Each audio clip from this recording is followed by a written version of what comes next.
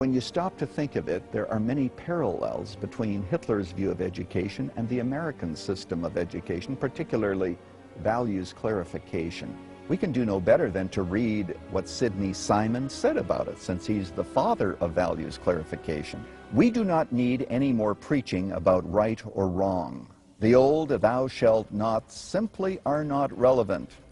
Values clarification is a method for teachers to change the values of children without getting caught. God has given you the responsibility of being in charge of your child's body, most assuredly, but also his or her own soul. The computer needs to be able to access where your child came from, so they know what your child thinks, what your child believes, and how your child learns. That's your learning style. What's the best way to change the behavior? What's the best way to attack the attitude? And serves it back up to the child. Do you see parents on this graph? I don't either. About values clarification, and there's a lot of controversy about it, but people don't always understand what's wrong with it. You know, those promoting it say, well, we're just trying to help our children to understand their values. I want you to think of your mind as a computer. You've all heard the lifeboat story, right? You know, there's 10 people in the lifeboat only holds 9. Who are we going to throw out of the lifeboat? And if I told you that story, all of your minds would start thinking, who am I going to throw out of the lifeboat? The first time I heard the lifeboat story, I was a grad student. My degree's in special ed, so I'm a ringer. And I said to the profs, well, we're not throwing anybody out of the lifeboat. We'll throw a rope out of the back of the lifeboat and somebody swims in a 1-hour shift. There's only ever 9 people in the boat and everybody only swims 3 hours a day, for an hour at a time. He said, there's sharks in the water. I said, there's a shark bag in the boat. And the conversation ended. But I was a ringer because I knew that he had controlled the universe. He said, who are you going to throw out of your lifeboat? So all of your minds, because that's how all of our minds work, there's the box and there's where we go. Who are you going to throw out of the lifeboat? If I had said to you, come up with a solution to save everybody, you would have thrown a rope out the back of the boat. You would have turned the boat upside down in the water because it's more buoyant, put the baby on the top of the boat, everybody cling to the boat, no problem. Everybody take off all their clothes, because at this point nudity is a little not real important when we're saving a life.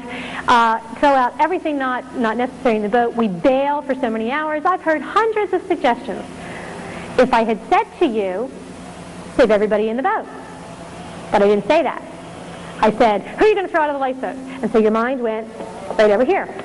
Just like a salesman says, do you want it on your Visa or your MasterCard? He gave you a choice, didn't he? Is no one of the choices? Never. And everybody I know, including me, has bought at least one thing I didn't want because I answered the question and was 3 minutes further in the conversation before I realized, you know, I really did want to say no. But now I'm too embarrassed to go back and say no because I don't want him to think that I'm a schmuck. And we all do that. It's the same technique that salesmen use all the time. Would you like a red car or a blue car? Do you want that in 10 days or 30 days?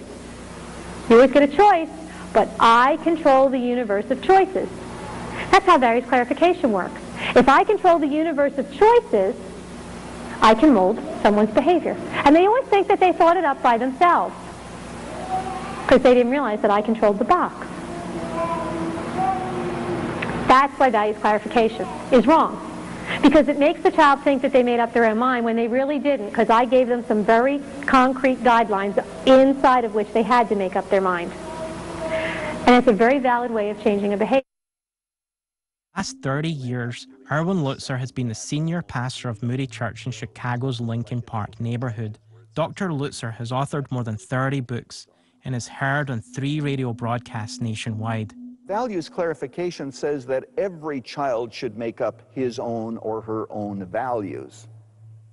In point of fact, that's not the way it works. Today, the law says that if you're the same sex, 2 men and 2 women, you can't get married. It is against the law. And I thought that it might be kind of fun for us to sort of be pretend judges for a few minutes. What I'm going to give each of you is a sheet that just tells you that some people think that it's wrong for gays to get married, that it's not natural, and that it goes against what a family is. Other people think that the state should not decide these things, that it should just be up to two adults to decide what they want to do. What do you think the answer to these questions are? Should gays be allowed to marry? Should they not? What I want you to do is have a discussion. You begin with relativism, and then you ask questions that are open-ended regarding abortion, regarding family planning, regarding sexuality. I don't see why they shouldn't get married. You know, I mean, they love each other. It's just like any other people. They just can't get married like that. I mean, one might have a disease and they want to get married and they won't even know about it. And then maybe the other person might catch it and then they won't be able to get married. Yeah, but a man and a woman could have a disease. What you want to do is to make sure that each child can express whatever he likes. Gay people should get married. Yeah, if they love someone, let them get married. Remember what Sarah said about the kids in the playground being told by a teacher that they might be gay and just not know it yet? Parents, they want to think that their teachers are doing good, but they don't know what really goes on inside of the classroom. So you think that they can't get married? I don't know. Who cares if we were gay? Do you care? No.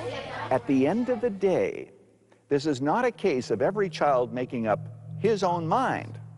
The goal of value clarification has been achieved. The outcome has already been determined by the curriculum. And in this way, education undercuts parents, it undercuts the church, and most assuredly, it undercuts the absolutes of the Bible. I've always had an interest in Nazi Germany, particularly why it was that the church bought into Hitler's agenda to the extent that it did, and what are the lessons that we can learn from Nazism. What makes a Nazi? How does he get that way? So I wrote the book entitled When a Nation Forgets God, 7 Lessons We Must Learn from Nazi Germany. During World War II, the US government hired Walt Disney to produce a film warning Americans about some of the Nazi tactics Pastor Lutzer is concerned about. Hitler was very clear. The soul, he says, belongs to the Reich. It belongs to the German Empire. And in Nazi schools, there was indoctrination. Now, I need to say up front that it's possible to over-exaggerate the parallels between America and Nazi Germany.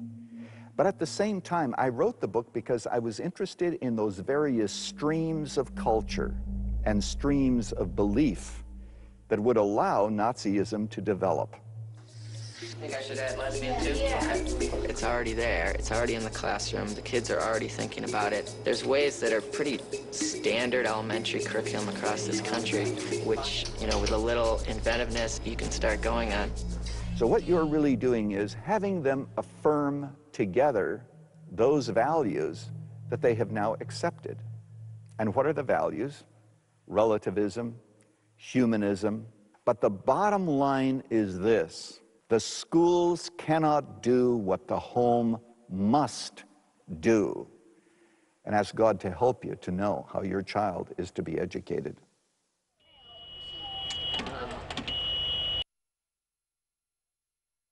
One day I was in a museum in Berlin and I saw pictures of the swastika with the cross of Christ in the center.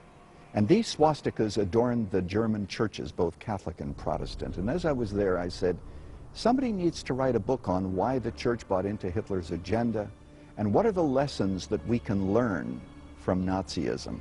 Hitler said, "Your child belongs to us already. What are you? You will pass on. Your descendants, however, now stand in the new camp. In a short time, they will know nothing else but this new community." It's very important for a dictator like Hitler to cut the children loose from their parents' influence. So he did a couple of things. First of all, he abolished homeschooling in 1938, making sure that the impact of the church and the Bible and parents was negated. Now, when you stop to think of it, there are many parallels between Hitler's view of education and the American system of education, particularly values clarification. We can do no better than to read what Sidney Simon said about it, since he's the father of values clarification. We do not need any more preaching about right or wrong. The old "thou shalt not" simply are not relevant. Values clarification is a method for teachers to change the values of children without getting caught. God has given you the responsibility of being in charge of your child's body, most assuredly, but also his or her